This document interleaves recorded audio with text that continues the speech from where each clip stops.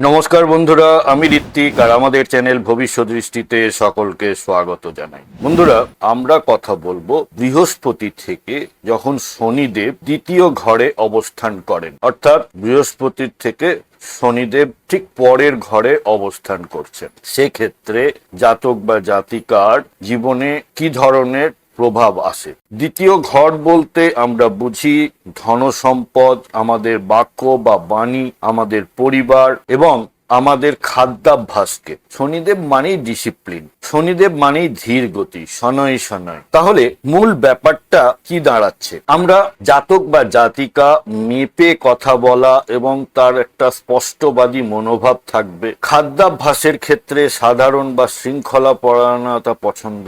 আজে বাজে উল্টোপাল্টা খাবার খাওয়া এদের ধাতে থাকে না। বাসি বা ঠান্ডা খাবার এদের একদমই অপছন্দ বা এড়িয়েও চলা উচিত। অর্থ অপচয় করা এদের ভীষণই অপছন্দ। প্রতিটি টাকা হিসেব করে খরচ করা। পেশাগত দিক থেকে এরা অর্থ ও সম্পদের যে সকল সম্পর্কিত পেশা রয়েছে, অর্থাৎ ব্যাংকিং বা ফিনান্স বা রিয়েল এস্টেট বা খাদ্য সংক্রান্ত ব্যবসা, এই ধরনের যে কোনো ব্যবসায় বা কাজে এরা ভীষণভাবে সফল হয়ে থাকে। জীবনের যে প্রথম 20 থেকে 29 বছর বয়স বা 30 বছর বয়স পর্যন্ত এদের আয় বা ইনকামটা বেশ ধীর গতিতে হয়, কিন্তু তারপর থেকে গ্রাফটা একটা ঊর্ধ্বমুখী মোড় নেয়, অর্থাৎ 30 থেকে 32 এখানে শনিদেব অ্যাক্টিভেট হন এবং ধীরে ধীরে দারুণ উন্নতির পথে তিনি নিয়ে যান।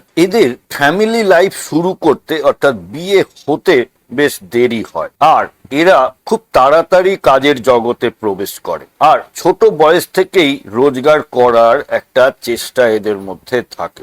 জীবন খুব একটা যে সুখের হয় তা বলা চলে না। ফ্যামিলি লাইফ নিয়ে একটা সমস্যা এদের মধ্যে থেকে যায়। এদের পছন্দগুলো খুব রয়্যাল হয়, অর্থাৎ বেশ উঁচু মানের হয়। এদের কাছে বাড়ি গাড়ি টাকা পয়সা সবই থাকে, কিন্তু তাও সংসারের বা ফ্যামিলির যে সুখ সেটা খুব একটা ভালো এরা উপভোগ করতে পারেন না।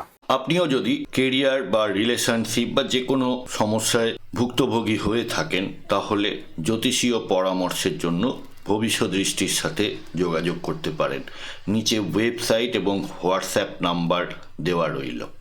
বন্ধুরা, ভিডিওর কন্টেন্ট ভালো লাগলে লাইক কমেন্ট শেয়ার করতে ভুলবেন না, আর এই ধরনের ভিডিও আরও দেখতে প্লিজ চ্যানেলটি সাবস্ক্রাইব করবেন। অনেক ধন্যবাদ।